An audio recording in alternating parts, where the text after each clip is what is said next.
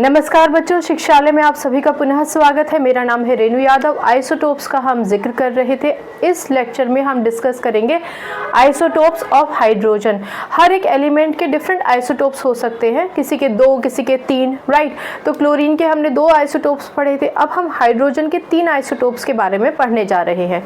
जैसा कि हमने पुराने लेक्चर में डिस्कस किया, आइसोटोप्स का मतलब क्या हुआ, एक एलिमेंट उसके अलग अलग एटम्स जिनकी केमिकल प्रॉपर्टीज तो सेम रहेंगी लेकिन उनकी फिजिकल प्रॉपर्टीज डिफरेंट होंगी। इसी वजह से उनका जो यूटिलाइजेशन है वो भी डिफरेंट हो जाता है, यानी हम उनको किस तरीके से इस्तेमाल करेंगे, हर एक की अलग अलग प्रॉपर्टी होने की वजह से उनके अलग अलग इस्तेमाल होते हैं। हाइड्रोजन की बात करते हैं। हाइड्रोजन का सबसे पहले तो एटॉमिक स्ट्रक्चर बनाइए। एक न्यूक्लियस होता है, न्यूक्लियस में प्रोटॉन और न्यूट्रॉन होते ही हैं, और क्योंकि हाइड्रोजन का एटॉमिक नंबर एक ही है, यानी इसके पास सिर्फ के शेल है। ठीक, ये थोड़ा सा टेढ़ा मेढ़ा हो गया है, के शेल ही है।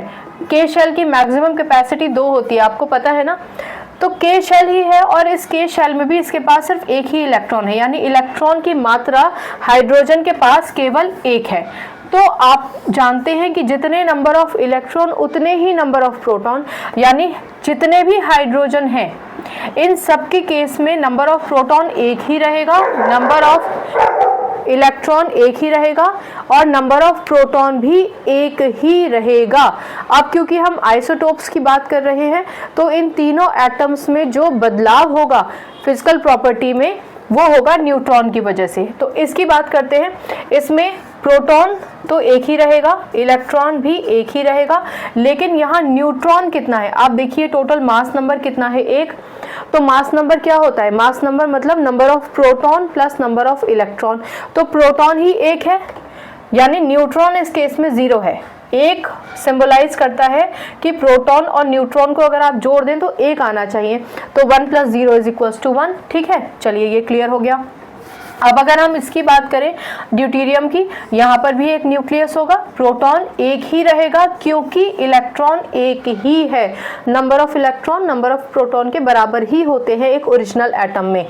ठीक, अब यहाँ 2 लिखा है, इसका मतलब यहाँ 2 लिखा होने का मतलब ये number of proton plus number of neutron है।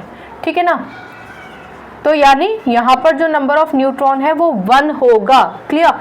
चलिए इसकी अगर हम एटम की बात करें तो यहाँ भी प्रोटॉन तो एक ही रहेगा, इलेक्ट्रॉन भी एक ही रहेगा, लेकिन क्योंकि इसका मास नंबर 3 है यानी प्रोटॉन तो बदल नहीं सकता, तो यानी यहाँ पर न्यूट्रॉन की जो टोटल संख्या है वो 2 है। 2 और 1 को अगर आप जोड़ देंगे